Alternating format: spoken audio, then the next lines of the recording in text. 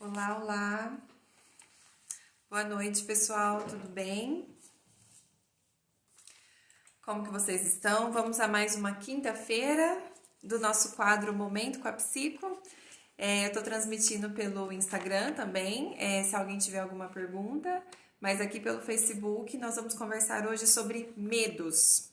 Estamos diante de uma situação, né, em Araraquara, uma realidade bem mais complicada agora. E eu acho muito pertinente que a gente converse sobre medos. Quem tiver dúvidas, sugestões, que né, quiser colocar, pontuar alguma coisa, vai mandando aqui também pelo portal Araraquara 24 horas que a gente vai conversando. Boa noite, pessoal. Falaremos sobre medos hoje. Eu acho que é muito importante que a gente fale sobre medos, né? É o seguinte, né? O que é medo, né? Essas últimas semanas no consultório eu tenho falado com muitas pessoas com muitos medos, com muitas sensações de medo, né? E eu acho que antes da gente começar a falar sobre medos, a gente precisa distinguir o que é medo e o que é ansiedade. Então, assim, o medo, ele, na verdade, é uma reação do nosso organismo e todo ser humano, todo ser vivo sente medo. Todo ser vivo que tenha sistema nervoso central, ele vai sentir medo. Então, o que acontece no medo? É um instinto de sobrevivência. Então, se eu não tenho medo, eu vou atravessar a rua sem olhar, eu vou lá para o meio de uma floresta e vou andar sem me atentar aos perigos, eu vou sair numa rua perigosa à noite, eu vou em algum lugar que pode, né, ser uma ameaça para minha vida, que pode ser uma ameaça, né, para minha família, de repente. Então, o medo, na verdade, ele é um instinto de sobrevivência que a gente tem. Se a gente não tem medo, a gente vai ter atitudes irresponsáveis, a gente vai a todo momento nos colocar em risco e colocar em risco a nossa vida, inclusive. Então, assim, é importante a gente entender que o medo é uma reação natural do nosso organismo. Então, o medo, o que acontece? O coração acelera, a gente soa frio, tem gente que dá dor de barriga, tem gente que né, a cabeça dói. Então, assim, o medo, ele causa reações no nosso organismo. Feito isso, temos lá. Boa noite, tô vendo que vocês estão entrando. Boa noite, Cris, vi que você entrou aí. Voltando, né? Feito isso, nós temos ansiedade. Na ansiedade, o nosso organismo ele reage muito parecido com o medo. Então, assim, tem uma autora que eu gosto bastante, a doutora Ana Beatriz, ela fala assim, que o medo e a ansiedade são dois lados da mesma moeda. Porque o que acontece? Na ansiedade, a gente vai sentir medo, e aí com esse medo que a gente sente, só que ele não é real. Imagina o seguinte, imagina que você tem medo porque você vai fazer uma prova, porque você vai, de repente, passar por uma situação de uma entrevista, você vai, tem medo de repente de ficar doente, alguma doença que você não tem ainda. Então, o que acontece? O teu organismo, ele começa a sentir medo. Só que esse medo é real? Esse medo é um medo de uma coisa que realmente vai acontecer? Por exemplo, você vai fazer um vestibular lá no final do ano. Aí, de repente, é a prova da sua vida, né? Só que assim, essa prova vai te matar? Ela é uma ameaça para tua vida? Não. Então, assim, olha assim, a gente sente as sensações de medo, você vai sentir a taquicardia, você vai sentir toda aquela sensação que você precisa fugir, que você precisa de correr. Só que, na verdade, você tá sentindo tudo isso por conta da tua ansiedade. E o medo, ele é muito parecido à reação, entendem isso?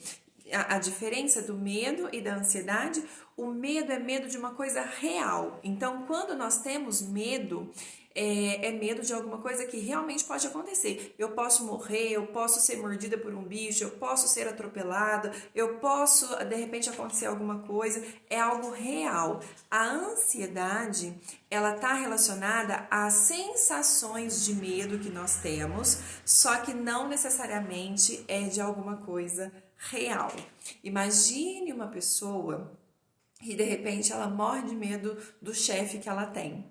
Aí no domingo à noite acontece que ela começa já a sentir aquela coisa ruim, aquele frio na barriga, aquela dor de cabeça, aquela coisa ruim. O que vai acontecer? Essa pessoa no domingo já está começando a sentir aquela sensação de medo. Gente, o teu chefe vai te matar no outro dia? Não vai. A tua sensação é de medo, só que assim, é uma sensação, mas não necessariamente de alguma coisa que vai te matar, que vai ser uma ameaça para a tua vida. Entendem isso? Pessoal, boa noite para todo mundo que está entrando. Quem tiver perguntas, vão mandando aqui tanto no Facebook quanto no Instagram.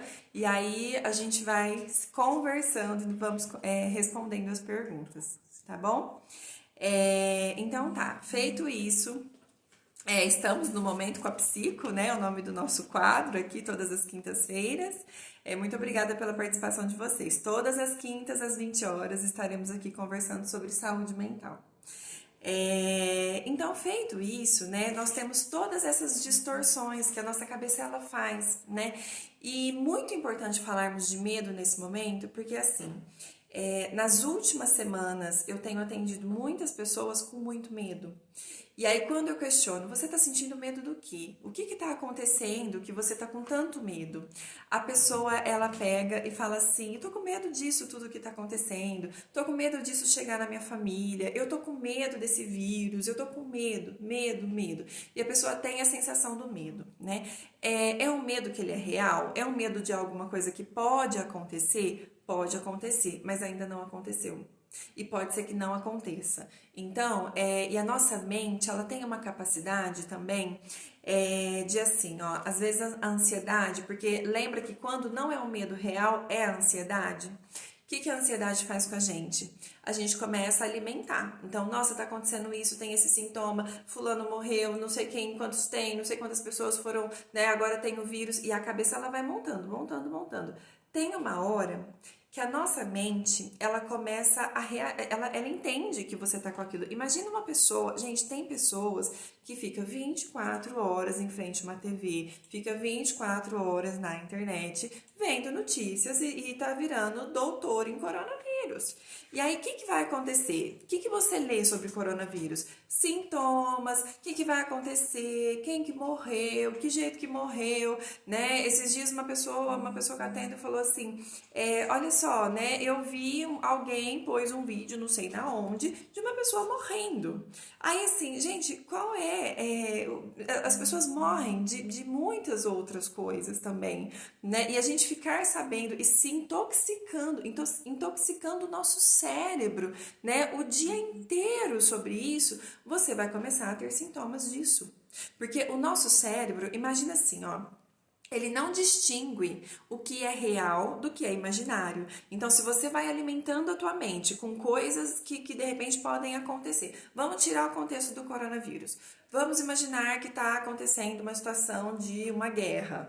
E aí você está passando essa guerra todos os dias na TV. Você começa a assistir, ou de muitos assaltos, de muitas coisas. Quando você vê muito uma coisa, quando você se intoxica muito de uma coisa, você tende a reagir como se você estivesse lá. A nossa cabeça ela faz isso, ela não distingue o que é real do que é virtual, do que você está vendo, do que você está assistindo. Isso tanto é verdade que acontece tanto para coisas boas quanto para coisas ruins. Tanto para notícias positivas quanto para notícias negativas. Então, assim, precisa de saber das notícias? Precisa. Eu não tô falando que não tem que ver a notícia, gente, entendam. Mas você precisa, de repente, selecionar, olha, eu vou assistir, né, eu vou ver a notícia uma vez por dia, né, vou lá no portal uma vez por dia, que tem o boletim, né, então eu me informo por lá uma vez por dia, 2 vezes por dia no máximo. Então, de repente, aconteceu que é um jornal que eu vou ver, 1, 2 vezes por dia. Não vai adiantar você ficar, a todo momento, ficar se intoxicando de informações que o teu cérebro não vai distinguir o que é real do que não é. E você vai começar a sentir sintomas, né? Eu recebi no consultório, né, online, que eu tenho atendido os pacientes online, pessoas com sintomas. Tosse, febre, falta de ar, e aí chegou aí, né, no hospital, e na verdade era uma crise de ansiedade. porque o cérebro ele não faz essa distinção. Óbvio, gente, que se você tiver os sintomas, é importante que você procure, você ligue. Tem vários canais aí, né, de comunicação da saúde para que você ligue, para você se informar, para você ir. Mas assim, cuidado. Pessoas ansiosas que estão aqui nessa live hoje, vocês tendem a apresentar os sintomas por conta da ansiedade. E muito mais sério do que isso, desenvolver até uma crise de pânico, né? Que o pânico é aquela coisa, aquela sensação mais angustiante que você tem num curto período de tempo, né? Vi que alguém o pessoal mandou algumas coisas aqui. Vamos lá. Boa noite, Márcia, Luiz, Roger, Aline, Aline, Joana, Maria Cristina, boa noite, Márcia. Muito bom ouvir você, me faz entender mais e tranquiliza a minha ansiedade. Que bom, esse é o nosso objetivo, informar vocês e de repente falar sobre saúde mental com qualidade para a gente poder conversar disso, né? Eu sofro de ansiedade já faz muitos anos e eu tomo remédio. Andrei, que bom que você toma o remédio. Isso é sinal que você faz o teu tratamento. Mas olha só, paralelo ao remédio que você toma, é importante que você trabalhe os seus comportamentos. O que é trabalhar os seus comportamentos? Imagina assim, ó, é importante que você tome a medicação para poder, de repente, baixar o seu nível de ansiedade, né? Crises de ansiedade que você possa ter. Então, feito isso, baixou o nível de ansiedade. Você precisa mudar os seus comportamentos ansiosos, porque provavelmente você faz coisas que vão alimentando essa tua ansiedade. E aí você precisa ir tratando dos seus comportamentos, porque senão vai acontecer o quê? Você vai parar de tomar o remédio, porque vai chegar um momento que você vai ficar bem, vai ficar ok, mas e aí você vai continuar agindo do mesmo jeito. E aí, como é que vai ficar? Como é que vai ser? Entendeu? Então precisa de ter esse equilíbrio, né? Tanto de você tomar a tua medicação, quanto para você controlar aí os seus comportamentos, porque senão você vai, né, ficar muito mais tempo, vai demorar muito mais o teu processo de melhora. Mas você já tá no caminho, né? Eu tenho depressão e senti os sintomas do coronavírus. Cheguei no 24 horas, eles viram que eu estava com uma crise. Isso pode acontecer? Sim, Aline, isso pode acontecer e isso tem acontecido muito. Inclusive, né, pacientes que eu tenho atendido, eles têm tido muito os sintomas, né, de tosse, febre, porque é bem isso que eu disse, o cérebro, né, a gente está sendo, né, muitas informações, a gente está sendo bombardeado, então, e a gente precisa de saber o que está acontecendo, principalmente na nossa cidade. Oi, Gabi, vi que você entrou aí. A gente precisa saber o que o que está acontecendo, né? Então, o que acontece? Pessoas ansiosas, elas tendem a sentir os sintomas, porque você, às vezes, a tua cabeça, a tua mente, né, você comentou que você tem depressão, então seus pensamentos provavelmente vão ser pensamentos mais negativos, mais pessimistas. Então, eu te orientaria, de repente, a procurar ver outras notícias. Gente, da mesma forma que tem notícias ruins, tem notícias boas, né? Eu vi essa semana vários vídeos de pessoas saindo e tendo alta, né? Pessoas, inclusive, de grupo de risco, tendo alta por conta que elas foram curadas do vírus. Então, assim, começa a equilibrar também o tipo de coisa que você vê. Porque isso é, na verdade, uma ginástica pro teu cérebro, sabe? De você ir se bombardeando também com coisas boas, coisas positivas, e você equilibra um pouco melhor essa balança, tá? Senão você vai... Você tende a sentir os sintomas e isso acontece sim, tá? A nossa cabeça manda bastante no nosso corpo. Síndrome do pânico. Olha, a síndrome do pânico, a gente fala, né, na psicologia, que é a maior ansiedade que a pessoa ela pode sentir em um menor espaço de tempo. Porque, na verdade, assim, ó, tem duas situações. Tem a crise do pânico e tem o transtorno do pânico. Então, o que é a crise de pânico? Uma crise de pânico, a pessoa ela tem uma crise, uma ansiedade, um pico de ansiedade altíssimo, né? Depois a gente pode até fazer uma live só sobre síndrome do pânico, que está sendo um assunto bem comum, assim, ultimamente no consultório e entre pessoas, né? Então, a pessoa, ela manda, né? Gente, se alguém estiver assistindo e entender que pode fazer sentido para alguém, compartilha a live. Acho que tem como vocês compartilharem, né? E fazer outras pessoas verem também. Então, da síndrome do pânico. Então, ela tem um pico de ansiedade muito, muito, muito alto, muito grande, a maior ansiedade que uma pessoa pode sentir em um curto espaço de tempo. Então, uma crise de pânico, ela dura de 15 a 20 minutos. Ela pode durar um pouco mais, mas geralmente é em torno de 15 a 20 minutos que dura uma crise de pânico. Então, a pessoa ela tem uma sensação de morte, ela tem uma angústia, ela tem um medo. Se ela está em algum lugar, ela entende que ela tem que sair correndo daquele lugar, ela tem que ir embora. Então, assim, só que isso tudo acontece em um período muito pequeno. Em um curto espaço de tempo, ela tem a maior ansiedade que ela poderia sentir na vida. E aí dá essa sensação de morte. O transtorno do pânico, né? E essa crise ela pode dar, ela pode passar e a pessoa pode nunca mais sentir nada e vida que segue. O transtorno do pânico é quando a pessoa começa a ter crises recorrentes. Então vai acontecer que sempre, passou dias, semanas, vez ou outra ela vai ter a crise de pânico. Então ela começa a ter crises recorrentes. Então tem uma diferença, a crise do pânico e do transtorno do pânico. De repente a crise pode ser isolada, mas geralmente as pessoas estão tendo crises de pânico, né? E tem tratamento, tem como tratar. Geralmente usa-se a medicação associada, mas a gente precisa de trabalhar os comportamentos. Para a pessoa trabalhar os enfrentamentos também, né? Porque dá muito medo, dá muita angústia, dá muita ansiedade e é um pico de ansiedade, né? Eu sou muito ansiosa, estou pirando, Silmara não pire, isso tudo vai passar. E começa a resgatar coisas, assim, não sei se você está em casa ou não, mas você ter momentos em casa de qualidade, momentos de você cuidar da tua saúde, muita, muita ansiedade, baixa imunidade, você pode ter crises de ansiedade, então toma cuidado. Vai trabalhando no autocontrole, se distrai com outras coisas, vai que tem N possibilidades, né? Cursos online, atividade física, a gente falou muito disso daqui em outras lives, né? Então, assim, cuida da tua saúde mental que você vai estar cuidando da tua imunidade. E com isso você vai ter mais saúde física e mental. Você já me ajudou muito em consultas no passado. Ah, legal! Que legal te encontrar aqui. Boa noite. A ansiedade causa calafrio, sensação de frio? Sim, Maicon.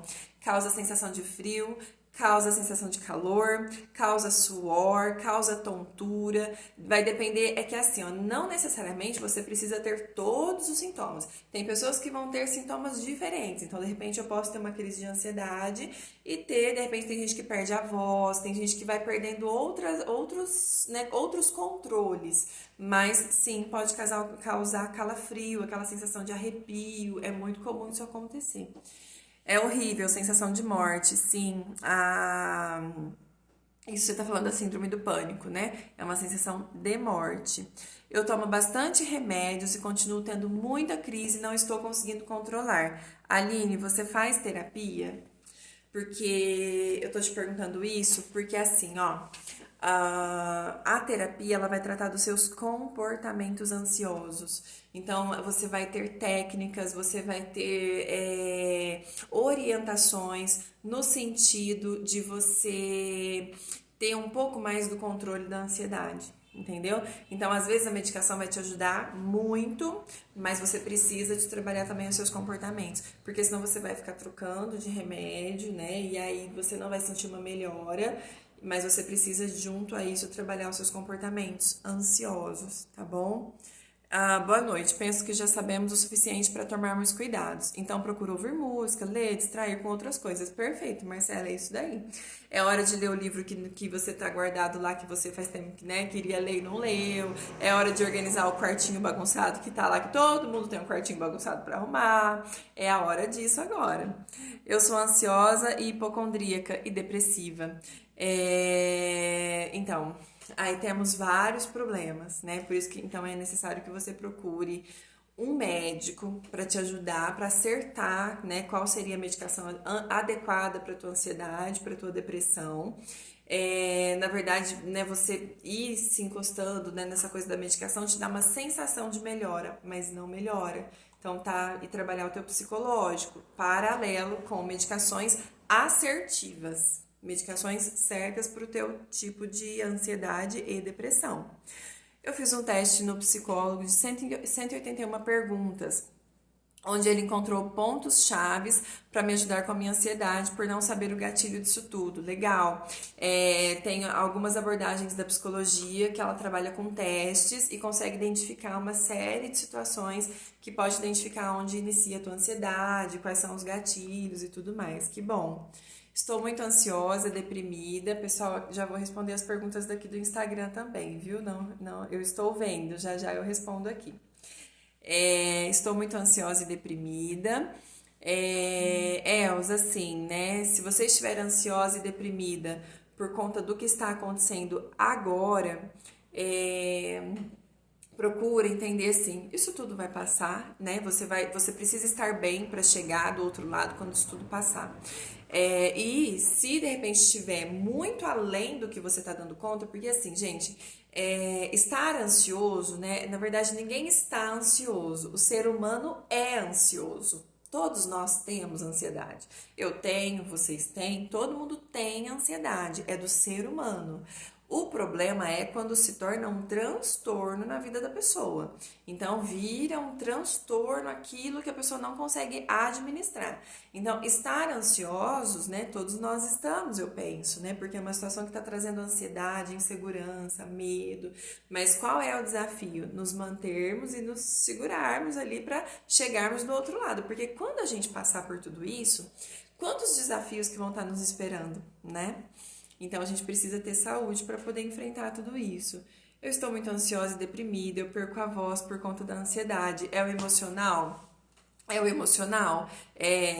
Muitas pessoas, né? Não é comum, mas pessoas perdem a voz por conta da ansiedade, né? Não conseguem se expressar e tudo mais. Então, não sei se você cuida, né, Maria Cristina, mas é importante que você procure uma ajuda, né? Não vai ser bom ficar perdendo a voz toda vez que você ficar ansiosa. Existe tratamento, existe uma forma de você cuidar, de você melhorar e de você ter controle disso, né? Tem algumas perguntas aqui, eu vou ler e a gente vai conversando. Ju, a alimentação influencia em termos de pesadelos ou isso é só pelo fato de estarmos sendo bombardeados? Gente, a alimentação influencia em tudo na nossa vida, né? Então, existem estudos, né, de alimentos que não são de fácil digestão. Por exemplo, à noite, se você comer uma massa, uma carne, comer muito à noite, o teu sono ele não vai ser bom, porque você não vai ter feito a digestão desse alimento, porque ele é um alimento que pesa. Então, é importante você de repente, se você está tendo muito pesadelo, tenta mudar a tua alimentação. Tenta comer, assim, 2 horas antes de dormir, sabe? Passa por esse período de 2 horas antes de você dormir e faz o teste. Pode ser que o teu sono melhore, tá bom? Tem a ver sim, inclusive tem alimentos que melhoram a ansiedade, tem alimentos que pioram a ansiedade. Então tem aquela coisa do açúcar, né? Tem muita gente que, vou comer um docinho porque vai diminuir a minha ansiedade. Vai diminuir, vai dar aquela tipo, sabe assim? Aquele alívio, aquela sensação de alívio. Mas assim, depois que tudo isso passar, o açúcar ele faz a digestão muito rápido, então assim, ele passa muito rápido e muito rápido volta aquela vontade do docinho. Então, quando a gente fala dessa situação, a gente fala de compulsão, inclusive, das compulsões alimentares, né? Eu atendo pacientes que vão fazer ou já fizeram cirurgia bariátrica, a gente fala muito de compulsão alimentar. Porque, na verdade, dá aquela necessidade de comer, aí digere muito rápido, aí dá aquela vontade de novo que está relacionado ao prazer, né? A compulsão e a ansiedade. Vamos aqui, deixa eu ver quem mais. Gostaria de saber o medo de dirigir, obrigada. Medo de dirigir. Gente, às vezes se eu não conseguir responder todo mundo aqui, me manda um direct que eu respondo nas redes sociais. Eu tenho as minhas redes sociais, né? Psico Juliane Souza. Me segue lá e se eu não responder alguém por aqui, me manda por lá, tá? Tem o canal no YouTube que eu deixo todas as lives salvas lá. Então tem outras, se alguém não conseguir ver por aqui, tem nas minhas redes sociais que eu vou deixar disponível, tá bom? Medo de dirigir. Gente, geralmente o medo de dirigir está muito relacionado à insegurança. Existem estudos do medo de dirigir que falam que pode ser que sejam pessoas com dificuldades, inclusive, de tratar de uma ansiedade, de uma insegurança, de algum medo, alguma coisa nesse sentido. Então, provavelmente está associado, Cris, a alguma situação emocional. Porque, na verdade, o dirigir é técnica, é prática. Então, se você tem todo esse medo, né, e tudo mais, procura ver como que tá a tua insegurança, como tá a tua ansiedade, como tá a tua autoconfiança, porque às vezes, imagina o medo, né? Eu vou dirigir, eu vou bater o carro, vai acontecer um acidente, eu vou prejudicar a vida de alguém, então tá muito associado a essas fantasias que a gente cria, a essa ansiedade, lembra do medo? É um medo que não é real, ansiedade. Então pode estar relacionado a isso, tá bom? Geralmente está. Então, procura alguma coisa nesse sentido para você resolver, que você vai se sentir mais segura para enfrentar esse medo. O medo de dirigir é um medo real? Ou é um medo que a gente cria, que vocês acham? Né? Na verdade, dirigir é um ato, né, comum, as pessoas dirigem. Então, assim, não é algo que vai ameaçar a tua vida. Se você dirige normal, faz o que tem que fazer, não passa no sinal vermelho, né, para nos pares, você não vai estar, né, você não vai estar em perigo. Então, a gente que tem a sensação que vai estar em perigo, que algo liga um alerta na cabeça da gente, a gente vai alimentando isso. Então, é um medo de algo que não é real. É algo que não ameaça a tua vida. Então, é algo que dá para enfrentar. Acho que tá respondido, né? Nossa, eu não sabia sobre a crise de pânico, eu já tive e nem sabia. Pois é, Gabi, às vezes a gente tem crises isoladas de pânico e é só uma crise. E, de repente, se essas crises se tornam recorrentes, aí pode ser que a gente esteja falando de um transtorno do pânico, tá? Medo de dirigir. Tá. Você mandou aqui de novo, Cris. Acho que eu respondi, né? Do medo de dirigir. Gostaria de saber mais. Mais ou menos, então, é isso. Porque você vai estar associado a esse medo, que na verdade é um medo da ansiedade. Gente, e aí assim, ó, temos muitos transtornos de ansiedade. Tem transtorno de ansiedade generalizado, toque, fobias, que está relacionado também a medos. Mas assim, tudo isso precisa de uma avaliação, né, pra gente entender melhor, né, o nível disso tudo, pra gente poder fazer um tratamento em relação a isso, né. Psicólogo também passa por psicólogo, né, todo mundo deveria passar por psicólogo, gente, todo mundo tem que cuidar da saúde mental, né. Eu tenho medo de altura, como curar isso? Medo de altura, né, então estamos falando de medo. Medo de altura. O que pode acontecer com você na altura? Você pode cair, certo? É um medo de uma coisa que pode acontecer. Mas se você tá, de repente, num elevador, que ele é fechado, se você tá numa sacada, que é fechado, né? O quanto que esse medo, ele não está sendo alimentado por algo que a tua cabeça vai distorcendo. Então, assim, é algo a ser enfrentado. Pessoas morrem porque estão na altura? É uma ameaça real para sua vida? Ou é algo que você alimenta, é algo que a tua cabeça ela vai distorcendo e vai alimentando isso, né? Porque assim, gente, o medo é algo relacionado à sobrevivência. Então, o medo é o medo de sobrevivência. Então, assim, eu vou morrer? É uma ameaça para minha vida? É alguma coisa que vai ameaçar, né, fatalmente a mim ou alguém da minha família, né? Se não for, é relacionado à ansiedade. Então, assim, né, faz muito sentido medo e ansiedade estando do mesmo lado, né? Então, assim, até porque, gente, assim, né, é muito importante a gente distinguir o que é real do que não é, o que é imaginário, o que a nossa cabeça está criando. Nós temos uma máquina cérebro que tem uma capacidade incrível de criatividade e de coisas e de né, criar situações e tudo mais. Falando disso, qual é a mensagem que eu gostaria de deixar para vocês hoje? Cuidem do cérebro de vocês de uma forma de qualidade. Como que a gente vai cuidar e alimentar o nosso cérebro e cuidar do nosso cérebro com qualidade? Da mesma forma, né? Vamos lembrar que da mesma forma que ele entende coisas ruins e aquilo fica na nossa mente, fica na nossa cabeça, coisas boas também.